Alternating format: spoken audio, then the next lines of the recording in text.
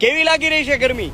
બને તો તમે જે વિસ્તારમાં રહ્યો છો ત્યાં કેટલા ડિગ્રી તાપમાન છે અત્યારે એ કોમેન્ટ બોક્સમાં જરૂરથી જણાવજો, કારણ કે 2 દિવસ રેડ એલર્ટ અને ઓરેન્જ એલર્ટ આપવામાં આવ્યું છે. બને ત્યાં સુધી આ 3-4 દિવસ કોઈ ઘરની બહાર ન નીકળવું, કારણ કે ઘણા ખરા જિલ્લામાં ઘણા બધાને હાર્ટ એટેકના લીધે મૃત્યુ થવા માંડ્યા છે આ ગરમીના લીધે.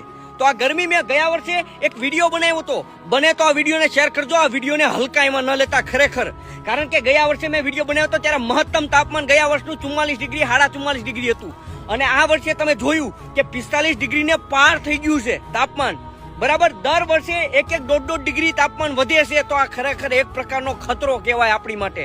જો તમે વૃક્ષો નહીં વાવો તો તમારું જીવન તમારા ભવિષ્યમાં તમે અત્યારે ધીમે ધીમે વધતું જાય. દર વર્ષે 1-1.5 ડિગ્રી તાપમાન વધતું જાય, એનો મતલબ શું થયો?